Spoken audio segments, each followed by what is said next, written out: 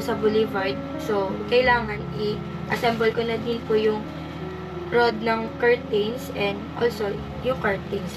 Ilalagay na po natin sa window. So, wait. Unbox na muna natin to kung ano to. Sa aming explanation, mas maganda yung mga kagani na alam nyo. So, excuse me. Assemble natin mamaya. So, 5 pala. 5 yung in-order natin kasi, syempre, dun sa cabinet, excuse me, sa our blackout curtains. So, first, we're going to, hindi, lalagyan na natin dito. So, napagaganda na view dito.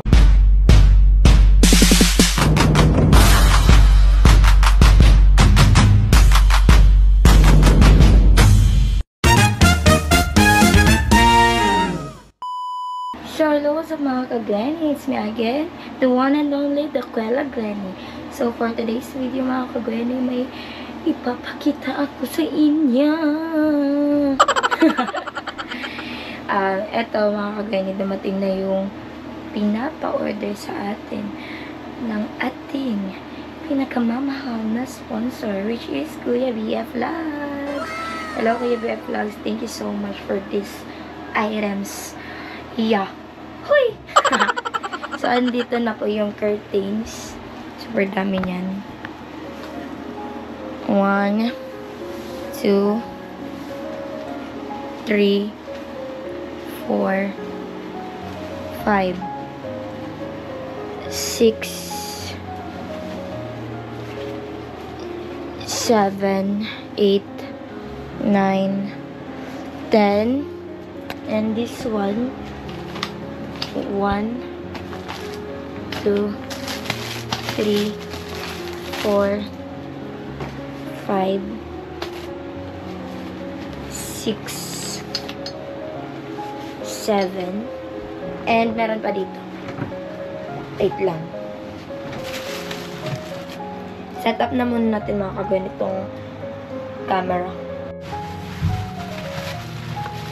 Okay. Ito po, nauna na itong dumating nung isang araw pa to. So, itong mga na-unbox ko na kanina is kakarating lang po kanina. And, kung mapapansin nyo, wala na po siyang balot kasi pina-check po nung delivery boy if tama daw yung orders na nandito na. Kasi, if ever na hindi daw tama yung nakalagay dun sa ibinigay na item sa akin na in-order ko sa TikTok, i-refund daw. So, lahat naman tama mga ka-Granny. Which naman, kaso, kulang po ng isang kurtina.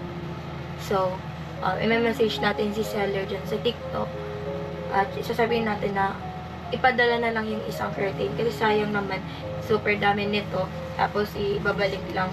So, nakadepende pa rin pala sa usapan, pero sana pakiusapan natin yung seller na ipadala na lang yung isa. So, big thank to Kuya Delivery Boy kasi hindi siya nagdalawang isip na buksan sa harap yung mga items and siya po talaga yung nag-initiate na paki-check ma'am ng mga in-order mo kasi king amount po kasi yung ibibigay natin sa kanya.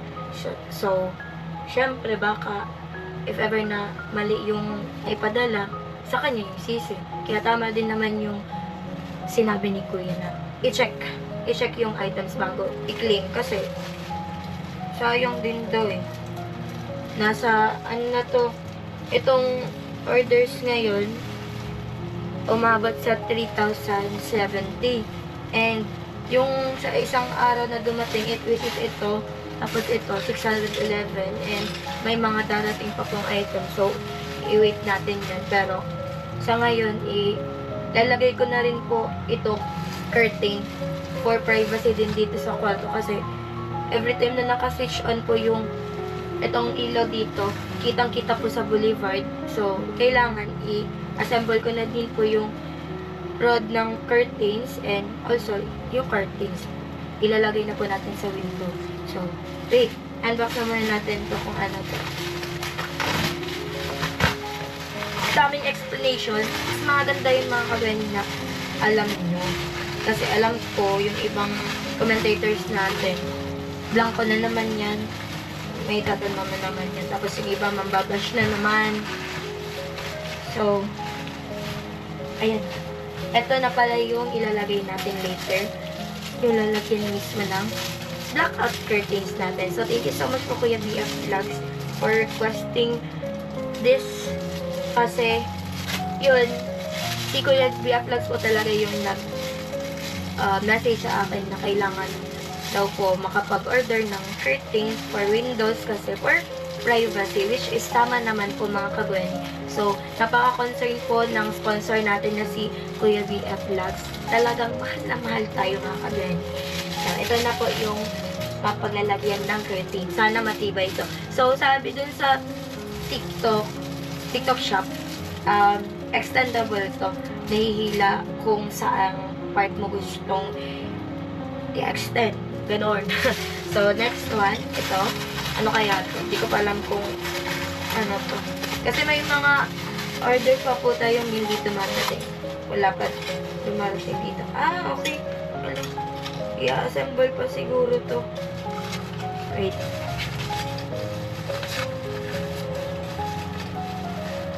Hala. Meron pa pala doon sa baba mga kagweni. May nakalimutan tayo.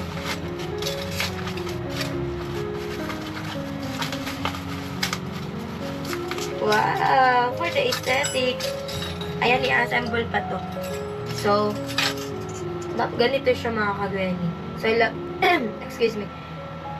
I-assemble natin mamaya. So, 4 yung, ay 5 pala. 5 yung in-order natin kasi, syempre, dun sa cabinet, excuse me. Sa cabinet din ni ate. Kasama na siya, pati sa curtains. Kasama po siya. So, itong binili po natin na hanger is sabitan siya ng panty, bra, mga maliliit na damit like crop tops, pwede siyang belt. Basta yung mga maliliit na pwedeng isabit, dito po siya na ano. Pwede siyang ilagay dito. So, napakaganda lang kasi nitong hanger na to kasi napaka-aesthetic and bagay na bagay sa cabinet natin. So, kung mapapansin nyo yung cabinet ito, ayan. And wala pa siyang sabitan dyan. So, papahanapin natin si Dada nun. Yung i-screw na lang para mas madali. So, ibalik natin dito. And, may nakalimutan pa tayo mga kagweni. Yung isa din sa baba. So, ayan, napakaganda. I-assemble natin mamaya. So, I'll be back later mga kagweni. Kunin natin yun. A few moments later. Makalimutan ko mga kagweni. Andito lang pala na taganan lang nitong curtain. So, meron tayo dito another aesthetic hanger. So, thank you so much po Kuya BF Vlogs sa lahat ng pina-order mo po sa akin. So, talagang naka-full support si Kuya BF Vlogs sa atin mga kagweni kasi ganon niya tayo kamahal. And, eto, anti-slip. Maganda yung klase ng hanger na binili ko po. And, alam kong matutuwa si Kuya BF Vlogs kapag napanood niya tong vlog na to. So, anti-slip po kasi to. So, hindi nahuhulog yung nakahanger na damit. So, talagang dikit na dikit dyan. Wow, dikit na dikit. Anti-slip nga, ano ba? Hindi siya madudulas, ganon. Madudulas. Kasi may mga damit tayong madulas. So, yan, nahuhulog yung dito sa gilid, ganyan. So, talagang hinanap ko talaga yung ganitong hanger. So, thank you so much Kuya BF Vlogs. Super dami po nito. So, abangan mga kagweni yung ibang orders po natin. Sponsored by Kuya BF Vlogs. Thank you! So, sa ngayon mga kagweni, samahan nyo muna ako mag-ayos dito kasi napakakalit na naman. Kasi, yun na nga, dahil sa dumating na po yung orders, pina-order ni Kuya BF Vlogs.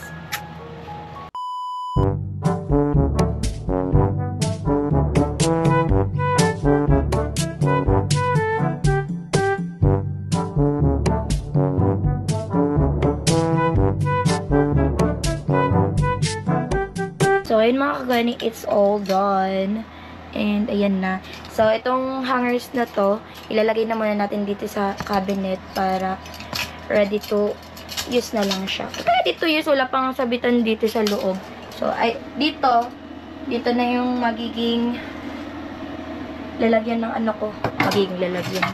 Lalagyan ng mga nakahanger na damit. So, dyan na muna yan. And, syempre, itong hangers, lagyan na muna natin dito.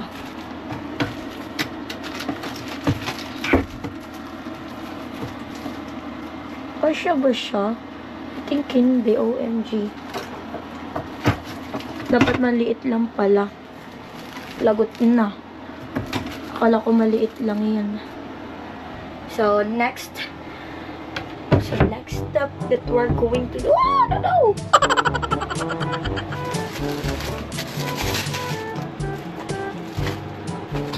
Next step to do is we're going to assemble our blackout curtains.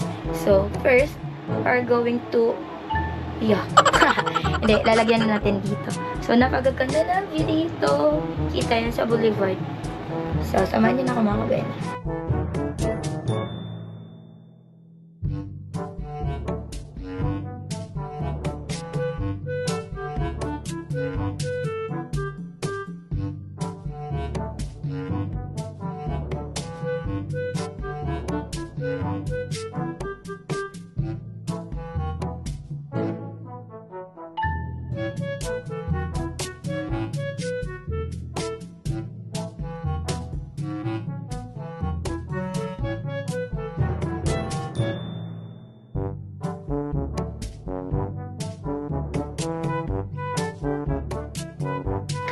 So, ayun mga kagani, may problem tayo. So, hindi pa natin mailalagay po talaga yung itong curtain kasi yung na-order natin is hindi siya matibay. So, bumibigay po yung clamp mismo ng curtain rod. So, ayun, nakaka-disappoint kasi di siya dumitikit and di niya kinakaya yung bigat ng curtain. So, ang mangyayari, mag-wait ulit tayo ng another 3 days for ganito. Kasi mag-order po ulit tayo. Sayang. Pwede itong ilagay sa dito na lang sa back door siguro or dyan sa pwede ko itong maging sabitan. Mapaglagyan ng kung ano pa man. Sayang. So, I'll be back tomorrow mga kabeni. Siguro darating na yung ibang items. And itatago na muna natin itong curtains. So, samahan niyo ko itago na lang muna to.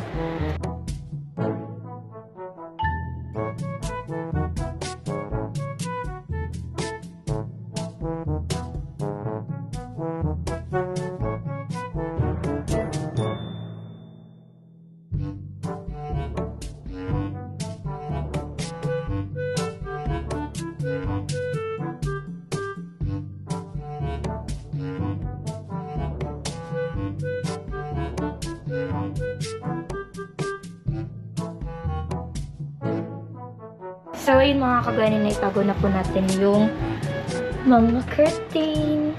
And, ayun. Diyan na muna sila kasi palpak yung yung hook.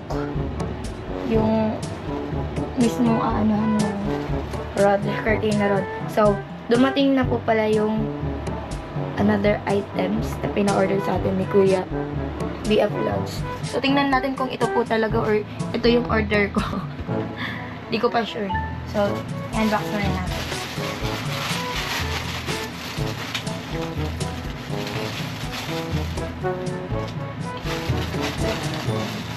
Ano kaya itong isa?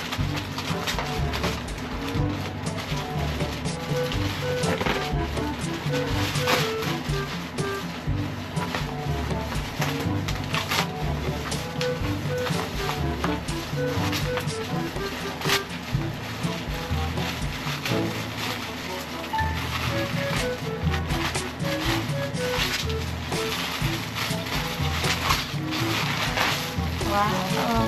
Another sabitan mga kabernet. So, ito. Another lalagyan ng mga necktie, ganun. Ribbons. Pwede panty, ganun. So, tag-isa kami niya. Thank you po, Kuya B at Vlog. So, meron pa tayong aantayin mga kagawin. So, babalik ako bukas. Baka bukas pa yung darating. So, abangan nyo na. Bye muna mga kagawin. The next day. Mga gawin niya, sinusunod na nila yung kakabitan ng kortina. Kabityo ko ba ito?